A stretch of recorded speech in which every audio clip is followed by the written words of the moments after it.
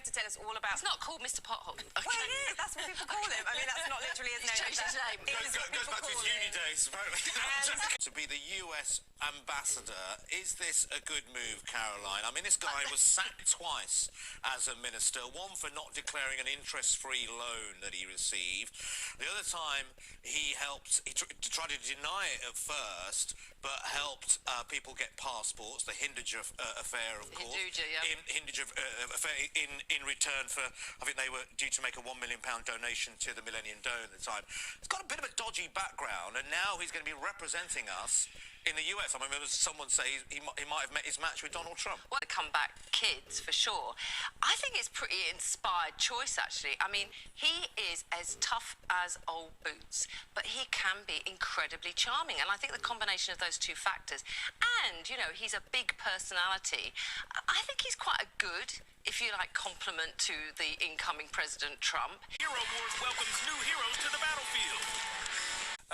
What do you think about this? Well, first of all, from your knowledge of diplomacy and how it works, as I just explained, I mean, the key diplomatic role in all the diplomatic corps is the American ambassador, the American embassy. So it's a very, very important appointment.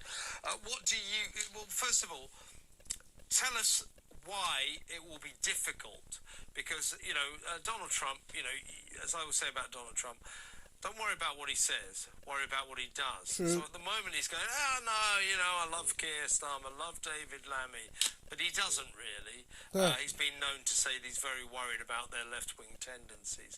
So whoever gets that job in Washington are going to have to bridge the gap between, if you like, Donald Trump's right-wing America and Britain's, or Keir Starmer's left-wing Britain. They clearly, you know, if you put Keir Starmer and Donald Trump, you couldn't think of two people less likely to have much common ground. Now, obviously, we're perfectly capable of having a reasonably good relationship with America, even with an unusual president like Donald Trump. But there could quite quickly be arguments about whether we're continuing to support Ukraine. There could be arguments about tariffs. We know that Trump's talking about that.